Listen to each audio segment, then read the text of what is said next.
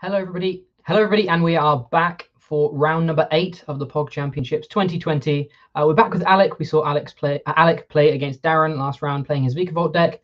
This time, he's against Ethan, playing a Decidueye deck, another deck that has sort of been born from this set. Really interestingly, Decidueye stopping your opponent. Both of these lock decks, Decidueye stopping your opponent's basic Pokemon dealing, or V and GX Pokemon, sorry, dealing damage to it.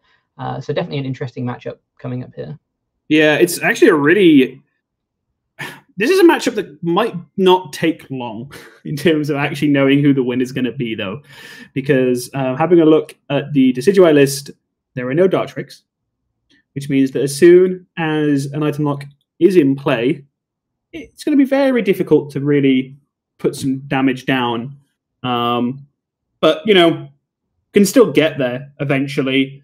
If he can evolve before the item lock gets there, because if there's no damage, there's no damage. I don't think I saw any decent attacking options for Alec in this matchup if he gets to it early. I think, well, he's got one Tapu Koko Prism Star, which is not really, like, it's not ideal. Like, you can get away with it, but it's definitely not something you want to do.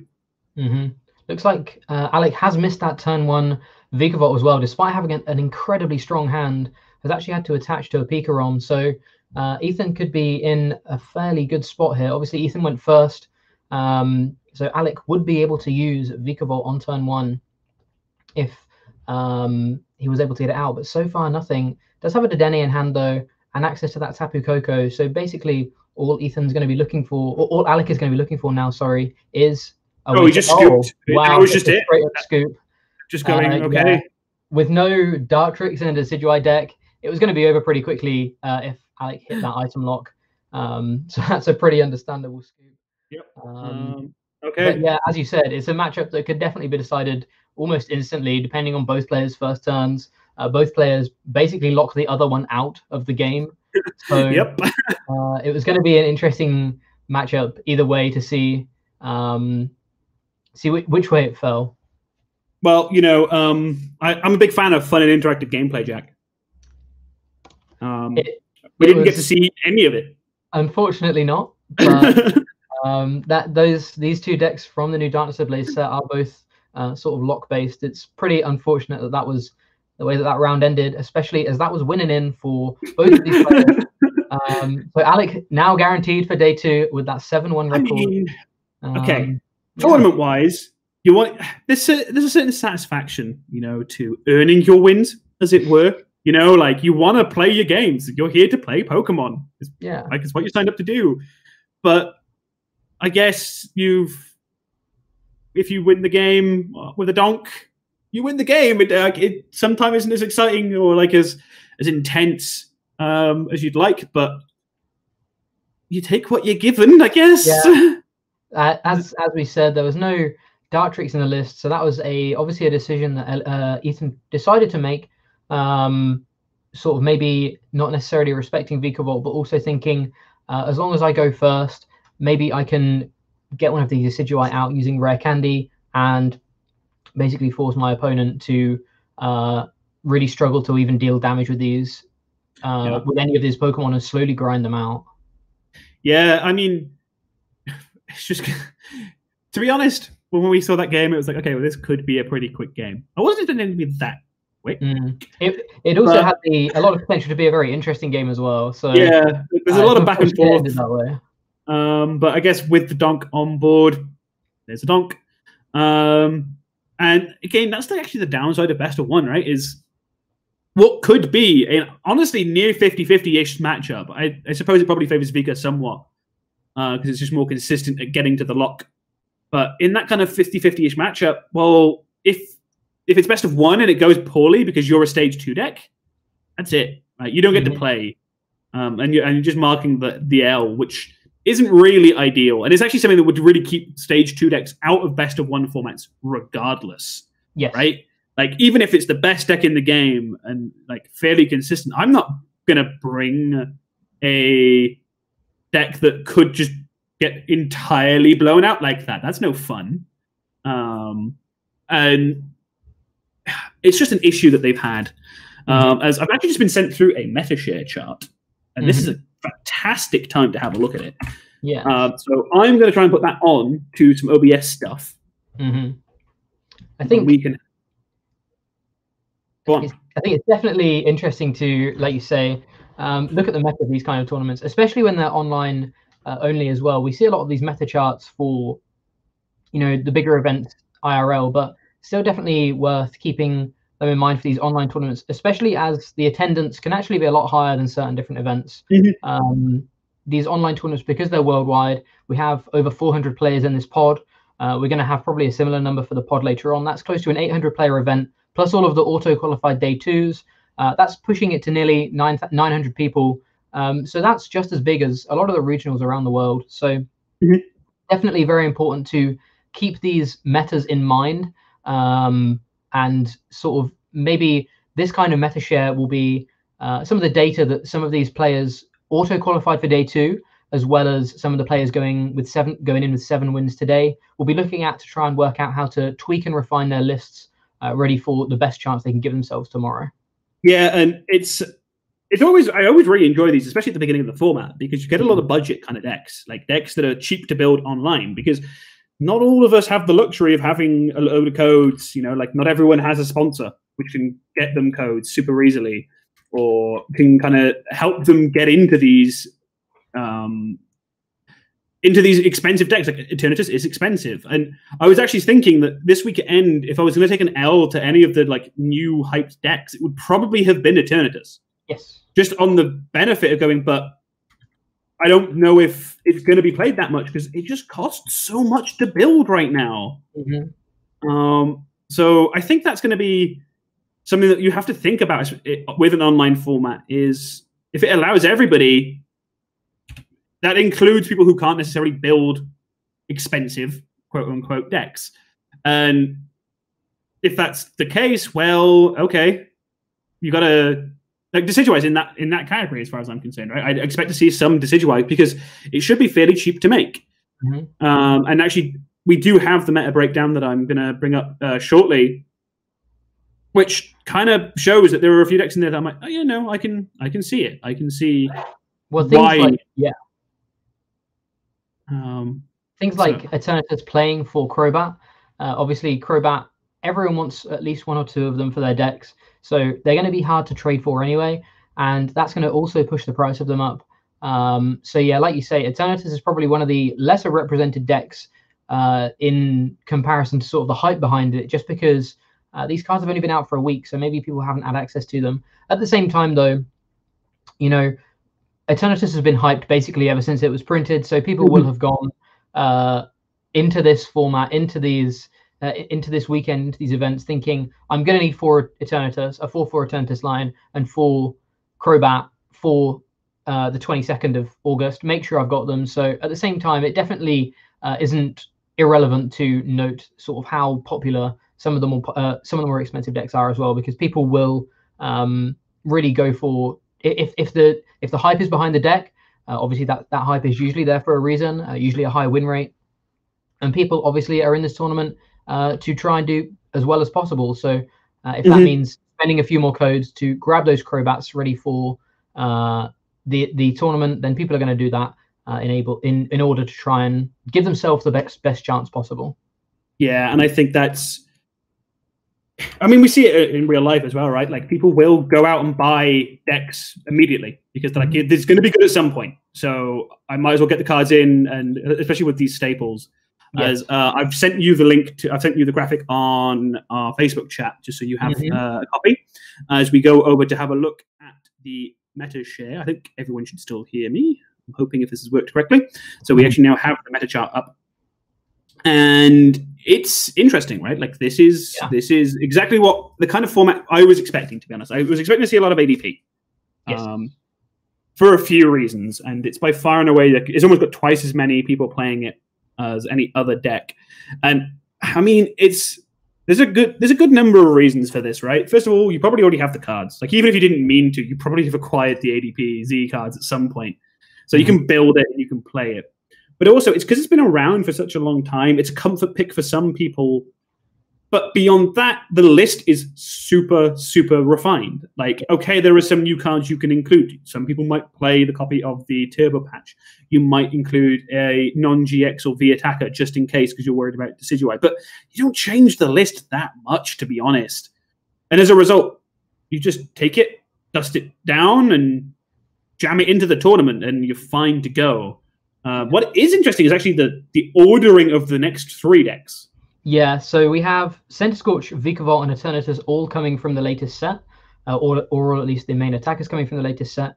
There was a lot of hype behind all 3 of these decks, and a lot of people saying there's a lot of false hype behind all 3 of these decks. So obviously, a lot of people have committed and gone with some of these new archetypes. Center Scorch being at the top is really interesting. Obviously, Welder is still an incredibly strong supporter, and Center Scorch and Fire decks in general are really going to try and use the supporter as well as they can. And I think Center Scorch is one of the first Fire decks that really does not rely on Welder. So it's a Fire deck that doesn't need Welder initially. It has a lot of early game sort of tempo options outside of Welder. But if it does hit the Welders, it has a huge high roll potential. And that can actually prove one of the hardest matchups for the ADPZ decks, being able to, from turn 2, deal with the ADP GX, meaning they don't even get an Ultimate Ray off, and obviously naturally having weakness on the Zacians as well. This is the last tournament we can play Metal Frying Pan in, and in a lot of cases people have been cutting the Metal Frying Pans in favor of things like Cape of Toughness, which are a general more useful tool, a little bit less useful in the Fire matchups, but in general better tools in a variety of other matchups. So I think that's why we see a lot of Center Scorch being played today. Obviously, a fairly favorable ADP matchup is definitely a great selling point, but at the same time, it's also a Welder deck. And Welder has been in the format for well over a year now. And like you say, Welder decks are a comfort pick for a lot of people. They know the kind of ins and outs of their deck. They know the limitations and constraints of things like Welder being so important in these decks that it probably didn't seem too far from home, even though the deck sort of got a revamp with a new main attacker. In general, it probably didn't seem like a new deck, so to speak. So I can see why Center Scorch actually peaked at that number 2 spot. Yeah, well, it's a deck that almost didn't see as much hype as I think it deserved. Almost, I don't know if that's the way I'd phrase it. It's because the text on the card does more damage because of the amount of energy attached onto it, and it's red. I think a lot of people just kind of went, bored. But I don't think a lot that's really true, right? It's clearly such a strong card because, like you said, it doesn't have that huge Welder. It doesn't need it. No. Hitting the Welder, you're off to the races and you're one-shotting everything in front of you, but it's not as necessary. So I think that's a strong pick. But also it fits really nicely in the format. Like, looking at all of the lists, like basically everything else on this list, you have outs or you've got a game plan in some way, shape, or form against them. The ADP, like you said, the weakness, the huge damage output. Vikavolt, you don't care. You're a Welder deck. You're not playing items. Eternatus, they're a VMAX deck that you one-shot. And they don't one-shot you, so you don't really care. The Pikarom, similar kind of idea. And then you've got the Lucametalization, where they don't hit their protection from fire weakness. Super straightforward. Decidueye, you play Volk. You play the Volcanion, which is the single best reason to go second in this format right now. And if that means that you're happy going first, because attached to a Center Scorch V pass is completely okay. Yes. But you're also super happy going second because you just go attached to the Volcanion and Flare Starter, and now I'm basically winning this game. So it is interesting. Vikavolt getting the 3rd spot is not entirely surprising. I actually would have thought it maybe would have been the 2nd. Because people love Toad. You know, people love an item lock card, and this is item lock. This is the only real lock in that sense that we have in the format. So I'm surprised it isn't higher, but also I think people would realize that it doesn't have that damage output. Like when we were playing Seismitoad, you had things like Bats, and okay, we still have Zigzagoons, but you're not playing it in here. Like you had Toad Bats, you had like Hypnotoxic Lasers, you had Toad Garb, where it was a combination of locks. And that is the strongest option because they had flexibility. This deck doesn't really feel like it has that flexibility. It has the lock to slow you down a bit, and then is hoping to take 3 one-hit KOs effectively as quickly as possible to finish the game. Yeah. So I think it's also A lot of people expected it to maybe be a little bit higher as well, because in general, this is, even though it's the first set that Vikavolt has been released in, this is already kind of Vikavolt's last hurrah in some people's eyes, because things like Electro Power and Thunder Mountain are both incredibly strong cards that rotate in a couple of weeks' time, that definitely boost Vikavolt's win rate massively. So I can see why maybe people wanted to play the deck, despite it maybe not having the best sort of matchups, or this damage output being a little bit of an issue sometimes, because this is probably the best Vikavolt is going to be, at least for a little while. And obviously it's seen huge success in Japan, so I can see why Vikavolt made it to the number 3 spot. But like I say, I could see any of these 3 decks sort of interchangeable in the 2, 3, and 4 spots. And then, of course, fourth, we do have Eternatus VMAX, the other big new deck from the set. Coming in at fourth is still pretty surprising overall, because, again, I expected a lot of people to just pick up the new quote-unquote best deck in format. But as we've said, gaining access to 4 Crobats plus a 4/4 Eternatus line all for this weekend may have been difficult. So I can also understand why it maybe has dropped down a little bit, despite being, in a lot of people's eyes, definitely a really, really strong tier 1 deck. In general, it can have some very minor consistency issues, even with this Crobat, really strong Crobat engine. It still can have some inconsistencies, so I can also understand maybe why people were put off compared to, say, just the bread and butter ADPization, that kind of thing. But at the same time, we saw how Darren in round 7 controlled the game with his Eternatus VMAX deck so well. He didn't care about the item lock. He didn't care really about whatever his opponent was doing, because he was just churning out 200 plus damage every turn, 340 HP. You know, the raw stats on this card and in this deck are so strong that people, no matter what, are just going to play it. And I think it will be a mainstay in the format for a little while, just because, like I say, the stats are too sort of good to pass up. Well, that's something I think a lot of people overlook almost with the card, because people draw the parallel, and the obvious parallel would be to the Mega Rayquaza decks that we saw a few years ago. That, you know, same kind of idea, lots of damage, very aggressive, and flood the bench, be consistent by drawing a lot of cards. But really, the deck's more than that, because the Mega Ray lists of old, it was kind of fragile. Like, it wasn't impossible to deal with that Mega Ray, which means that you were looking for one-hit KOs, and you had to be like Gust KO a Shaman, Gust KO a 2-prizer, Gust KO. Like, that was your game plan. Like, if you missed any of those turns, you could end up losing, just because you're like, well, all my Megas are gone, so I kind of lose now. And this just doesn't happen with Eternatus, because it's got 340 hit points. If you get to the point where you're like, okay, I only have 6, I guess I'll take the 2-hit knockout on this thing, like, whatever, because you're not 2-hit knockouting anything. Like, no threats are going to stick on your side of the board long enough to scare me. So it is a strong deck. It's probably one of the more complicated ones to build, I think, in this format.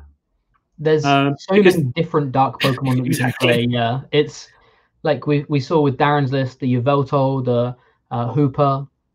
There was the Weavile line, the 1/1 split of Weaviles. But even you mentioned in that game, he's not playing Absol. There's now another Hooper that people can play.